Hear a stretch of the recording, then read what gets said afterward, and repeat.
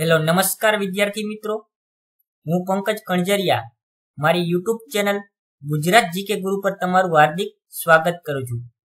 विद्यार्थी मित्रों, 1 फेब्रुआरी 2019 ना रोज रेलवे द्वारा आरपीएफ नु जे पेपर लेवानुं तेनी फर्स्ट शिफ्ट नु आपणे आजे सोल्यूशन आ विडियोनी अंदर करीशुं।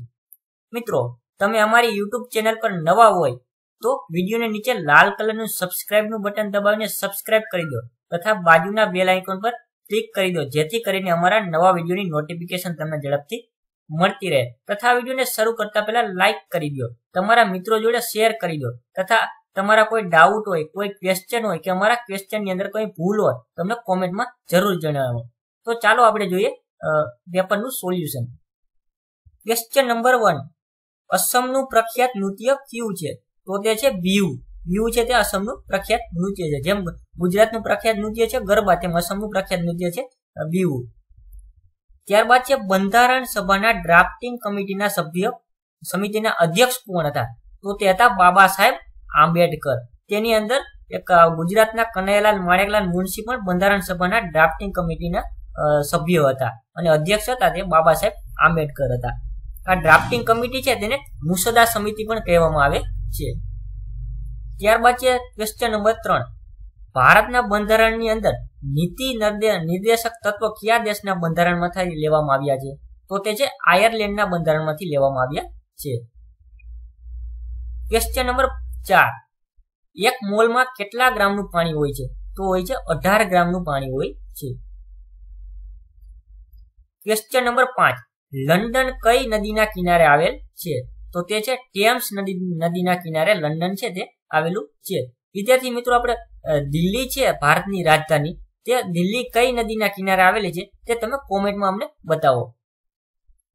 ક્વેશ્ચન નંબર 6, રાષ્ટ્રપતિનો કાર્યકાળ કેટલા વર્ષનો હોય છે? તો તે હોય છે 5 વર્ષનો રાષ્ટ્રપતિનો કાર્યકાળ હોય છે। હાલમાં ભારતના રાષ્ટ્રપતિ છે તે શ્રી રામનાથ કોવિંદ છે તથા ભારતના ઉપરાષ્ટ્રપતિ છે તે શ્રી એમ વેંકૈયા નાયડુ છે। ક્વેશ્ચન નંબર 7, મદ્રાસમાં વેદ સમાજની સ્થાપના કોણે કરી હતી? તો તે છે કેશવચંદ્ર સેન દ્વારા મદ્રાસની અંદર વેદ સમાજની સ્થાપના કરવામાં આવી હતી। ક્વેશ્ચન નંબર 8, કયા ગ્રહને લાલ ગ્રહ કહેવામાં આવે છે? તો તે છે મંગળ ગ્રહ, કે જેને લાલ ગ્રહ કહેવામાં આવે છે। મિત્રો, પૃથ્વી પરથી નરી આંખે કયો ગ્રહ દેખાય છે તે તમારે કોમેન્ટમાં જણાવવાનું છે। ક્વેશ્ચન નંબર 9, આઈપીએલ 2018 માં રમાઈ ગઈ આઈપીએલ તે કેટલામી રમાઈ ગઈ? તો તે છે 11મી, જેમાં ચેન્નઈ સુપર કિંગ વિજેતા બની હતી।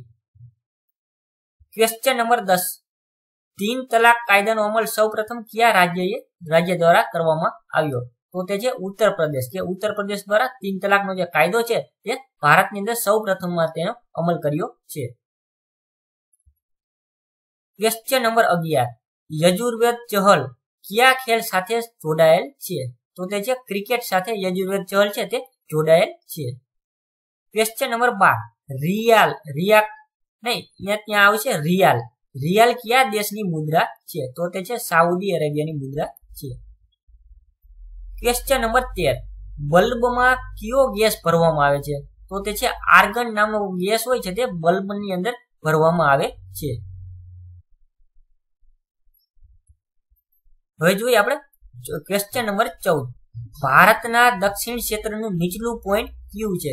તો તે છે ઇન્દિરા પોઈન્ટ। જે રીતે આપણે ભારતનું જે પશ્ચિમનું પોઈન્ટ છે કે જે આપણા કચ્છની અંદર સિરક્રીક આવેલું છે, તે રીતે ભારતના દક્ષિણ ક્ષેત્રમાં આવેલું છે ઇન્દિરા પોઈન્ટ। મિત્રો, એવી રીતે ભારતનું ઉત્તર અને પૂર્વનું પોઈન્ટ કયું છે તે તમારા કોમેન્ટમાં બતાવવાનું છે।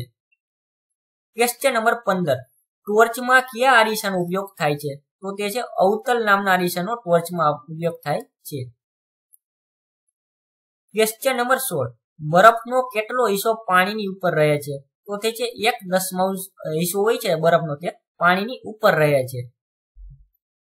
ક્વેશ્ચન નંબર 17, વિટામિન ડી થી કઈ બીમારી થાય છે? તો તે છે હાડકાની કમજોરી થાય છે। મિત્રો, વિટામિન ડી છે તે આપણે તડકામાંથી પણ મળે છે।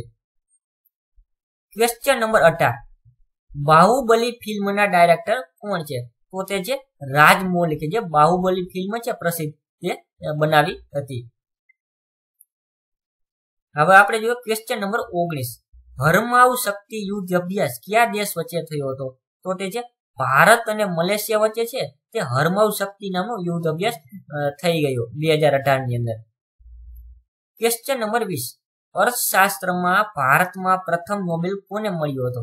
તો તે છે અમર્ત્ય સેન, કે જેને અર્થશાસ્ત્રની અંદર ભારતમાં પ્રથમ નોબેલ પુરસ્કાર મળ્યો હતો. મિત્રો, હાલમાં તાજેતરની અંદર જ 2019 ની અંદર 3 વ્યક્તિને ભારત રત્ન એવોર્ડ આપવામાં આવ્યા, જેવા કે શ્રી પૂર્વ રાષ્ટ્રપતિ શ્રી